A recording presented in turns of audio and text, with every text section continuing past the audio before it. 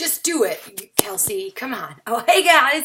All right. So I had a weird thing happen to me. I was going to do this video and I'm like, you know what? I'm going to go out and I'm going to get some nachos first and then I'll do the video later. And this video is on procrastination and I was like, wait a second. I'm procrastinating right now. So I just sat down. I was almost out that door. Boom. I came back in, turned on the light and just sat down. So pardon my outside attire. Am I a 30-plus-year-old woman that has a Teenage Mutant Ninja lore?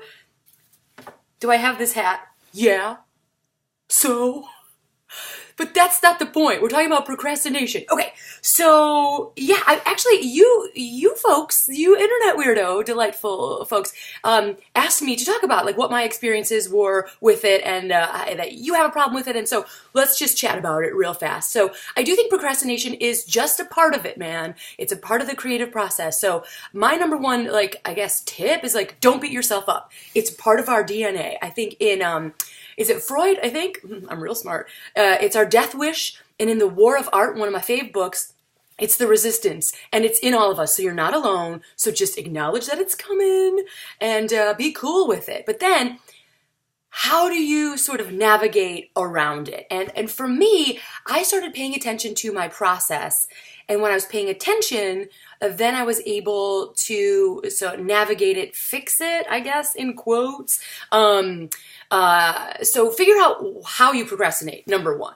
And for me, there's definitely different phases. So the start of a project, sort of the middle of the marathon of the project, and at the end of the project, I procrastinate in different ways. So to start, I think my biggest thing was just like to just sit down and do it. Like, I will do anything in the world to like not sit at a computer and type, or like not pick up a pen and write. And I feel like for me, it becomes daunting.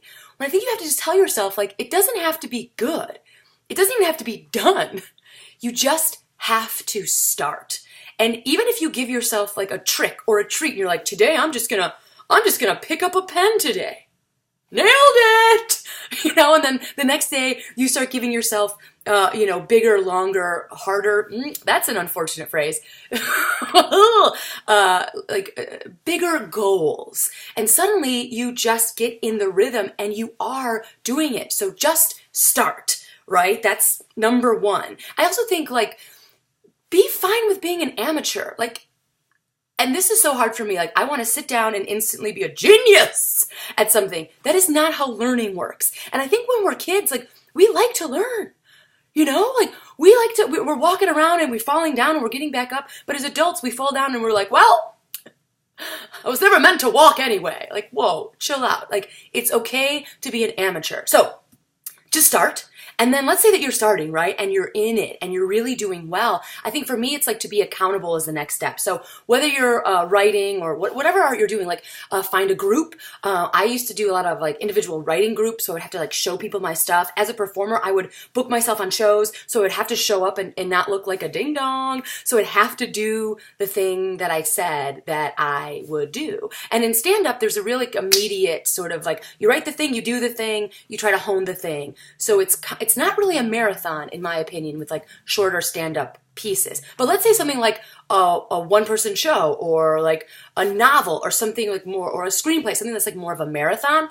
I have done those things as well, and I procrastinate differently. So in the middle of the project, I get bored. And I'm like, ugh, I hate looking at my words, and this is the dumbest, and all those fun things we tell ourselves. So in the middle, I have to do a couple of things for the marathon goals. Is in order to not procrastinate with these things, I have to look forward to the next thing. So for example, I made this web series, and in the writing process, I was getting a little like, oh, this is taking forever. This is never going to end. So I started like, wait a second, we have to audition actors. That's going to be fun. Like, I can't wait to get to that next thing. So I'm going to barrel through this thing and do this thing because I want to get to that other phase. So that helps me out. Another thing that helps me out is walking away sometimes. Now, I know this can be tricky because sometimes people walk away from a novel and then they're like, well, 10 years later, remember that novel I was going to write? So I think what I do is I like put, and this is so nerdy, but I put in my Outlook calendar, like, I will give myself like a procrastination date. Like, so for example, if it's like a week, every like 2 days, I'll be like, You enjoying your break, you ding-a-ling? I don't know why I call myself a ding-a-ling. But I like will set the time. So I like schedule my procrastination. Sometimes it works. Sometimes it doesn't, if I'm going to be fully honest with you, babes. And the other thing that I noticed about my process is I got to like switch it up physically, which might sound weird. And I learned this during my day job, actually. So for a long time, I was a marketing director. What? I had an office and like a title. This idiot? I know. But when I was stuck in a creative funk, when I couldn't think of like how to get through the next creative project, I would actually go into the storage room and rearrange things. I would physically lift boxes and sort of use my organizational skills. And suddenly when I was using like my brain in a different capacity, something would happen, you know? I also would go with the interns and like stuff envelopes, like do like these other tasks where your brain shuts down. And I think it's that same idea of like when you get your best ideas in the shower. You're sort of shutting down. And when you do that, when you chill out, ideas or something happens. And this is not like this is not me like inventing these ideas. These are just, you know, I don't want to like claim the idea that you guys know. Good ideas happen in the shower. Trademark Huff. No, I think these are things that we all know. We just sometimes have to be reminded. And the final thing I want to say about procrastination before I go get my nachos is the end is hard. Ooh, man, when you get to the end of the project, I don't know what it is about us as human beings. We're so close to the finish line and we're like, I'm done. Oh, God, I don't want to do it. I don't want to do it anymore. No. That happens. So be prepared that it's going to happen to you. It will happen. Be prepared.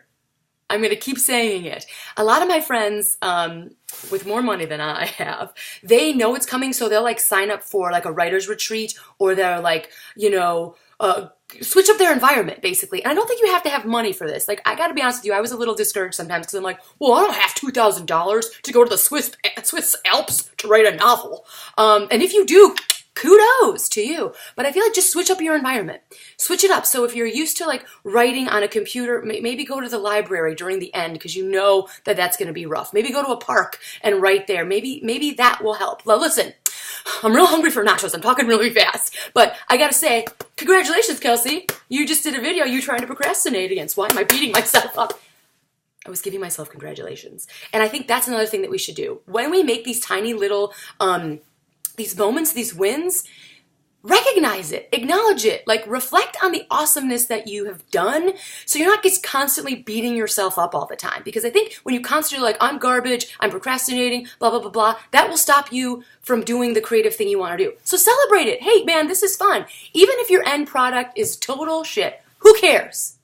You did it. So winks. You know that I can't wink, right? I'm like, eh.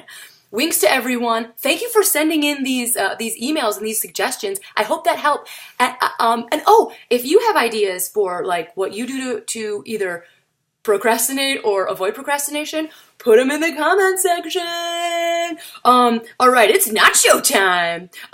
This is the longest video I've ever done. I am gonna also learn how to edit. So look forward to that in the next coming weeks. And I fixed my camera, so look forward to maybe better quality videos. I don't even know what's happening. Okay, no more talking. Bye. It's nacho time.